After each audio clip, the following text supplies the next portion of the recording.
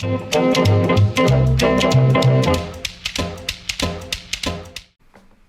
everyone, it's Tim with Congress Stock Watcher here with a daily report on April 9th, 2021. Daily reports are just something that I'm going to begin doing for days that either have interesting trades, trades that are in the news, or high volume trades. And today we have what I would constitute as a high volume trade. So you can see on Senate Stock Watcher for today, April the 9th, we have a bunch of sale transactions. Well, not really a bunch, only 8, but the volume of them altogether is a median value of about $750,000, which to some is, a lot of money. Either way, the trades themselves are actually interesting. So as it comes with Rob L Wyden, he is a senator for Oregon and has been since, I believe, the mid-90s, 96. And he actually has an interesting kind of, financial relationship because his disclosures are actually typically him reporting his spouse's disclosures. Now, why is that? Well, that's because Rob L. Wyden is actually married to the daughter of the person who I believe owns the New York Strand bookstore, which if you're not familiar with, is a really cool place. Very interesting. I know it looks extremely unassuming in this Google view, but the place is absolutely massive. So what I'll get started with here is looking at these dollar values, right? We have some, non-notable 15 to 50s, and actually these lower volumes here are actually Fidelity brokerage trades that were done, I think, for his dependents. So those trades we're not really going to get into them because also the tickers also match the ones above it.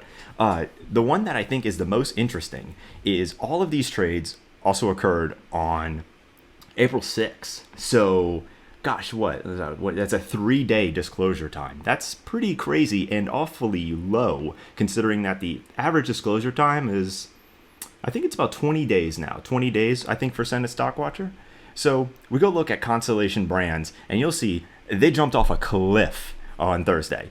And if you actually look at these, you'll see that April 6th, which I don't know if my mouse is picking this up or the camera is, you'll see April 6th, they were trading pretty horizontally, went into the 7th, which also, keep in mind, we sold on the 6th. They bumped up from the 5th to the 6th, so possibly some earnings made there, sold at what is essentially the top, and then they just took a dive from, what is this, around 235 to 224. That's a pretty big drop. It's a pretty big drop. And the reason for this, I think, is twofold. And so if we go to their kind of like investor relation news, you'll see that they actually, on the 8th, let's go back to this. On the 8th, the day that their earnings came out, I mean, literally right in the morning, 9:30 a.m., they're already dropping off a cliff. They actually had come out with their fourth quarter results. Their Q1 2021 financial report. And also, they are in a lawsuit right now with Anheuser-Busch for selling Corona hard seltzer. Anheuser-Busch is making the argument that Corona hard seltzer is beer, and Constellation Brands only has the rights to Corona as a beer in the United States. Everywhere else in the world, Anheuser-Busch actually has the rights to Corona as a beer, which is very interesting, and I did not know that. You'll see on the 6th they came out with some feel-good news, but nobody really trades on the feel-good news. And actually, if we look at their EPS, you'll actually see that they actually beat earnings. So I am willing to think that this kind of situation right here has to do more with their lawsuit as opposed to their earnings. Of course, earnings don't always reflect kind of trading sentiment like the day of. So we'll have to see what happens here, but they've got a road back to go. Fortunately for Ron Wyden's wife, she had sold at a top. So I guess good for them. I don't know. Interesting trade nonetheless. And here, let me just close these tabs, make sure I can keep up with these things. Applied Materials. Another really interesting thing happened on the 6th, and this was also for the same dollar value of $100,000 to $250,000. So you can see actually right here on the 6th, pretty much market open, jumps up, comes back down a little bit, trades around same dollar price first, and then for whatever reason at 12:45, which I believe this would be Eastern time. Yeah, this has got to be Eastern time. Just absolutely plummets, pops back up, and then pretty much trades sideways for the rest of the day. Why did that happen? I actually am not so sure of. They had EPS like a month, 2 months prior. Yeah, and they did do well. I wasn't able to find any news about why this was. I'm sure that somebody is more informed about this. Again, this was a trade executed by his spouse, not by Ron Wyden directly. Moving on to the next stock, we have Kla Corporation. This is I believe, transistor corporation based in California, most likely. and actually, they've been doing well. Really no kind of crazy news to report. She actually sold probably at like a low, depending when they sold, because these transactions are not time-stamped. When they come through the Ethics of Financial Disclosure department, they're not time-stamped. All we get is the day. So it's kind of our best guess on, was it open, close, midday trade? We can't know that information. Moving in next was Broadcom. Broadcom, again, kind of like there was some action on the 6th. It took a dive on the 6th, and unless I'm misremembering, I guess the 6th was just a down market day for, I guess, a little bit, because they all seem to have the same kind of similar plunge, but either way, they tend to recover by the end of the day. And honestly, with all of these trades having been occurred on the 6th, it's kind of interesting to think, like, what if they had all sold at that plunge? It'd just be like, wow, like, could have missed out on just a little bit more money.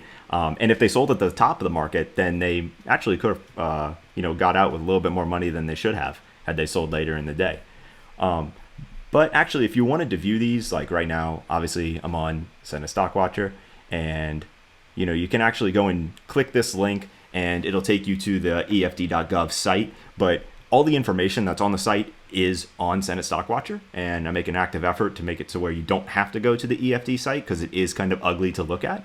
But you'll see that these were recorded by their spouse, and these were recorded by their direct dependent. So this would be dependent number 2, like I said, a brokerage account for dependent number 2. Ron Wyden has 3 children, so this makes about sense.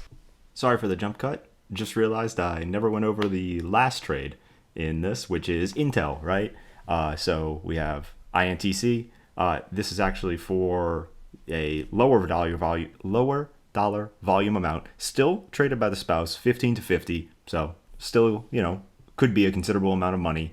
Intel, on the other hand, they have really lost out on this. Having sold at the 6th, that was pretty much their lowest for, at least the last 5 days. And let's check that out. Oh yeah, definitely up for the month. Depending on when the purchase was made, right? That depends on how much capital gains was had. But either way, you can see that Intel is obviously very bullish, and a lot of this bullishness has to come with the worldwide chip shortage, and I don't mean potato. So that actually is going to probably wind up playing into Intel's favor. Personally, I like Intel. I like the processors. I like the product. But that is not advice. But either way, it does look that Ron Wyden's spouse does tend to invest a lot into tech stocks, at least with Applied Materials and Kla Corporation and Broadcom and Intel. These kind of things, these kind of trends and sectors make sense, and they're just interesting to look at, especially considering that our background is, with commercial retail at the Strand. Either way, that is it. So that's the end of the daily report. Again, I'm going to keep trying to do these whenever there is interesting or newsworthy news, whether that be trades that were in the news, high dollar volume, people of interest. But yeah, and so we'll see how these videos go and see if people want more of them. Might span these out to weekly just so there's more to go over. But either way, so that's it. So I'm Tim with Congress Stock Watcher, where we're at the intersection of politics and finance. And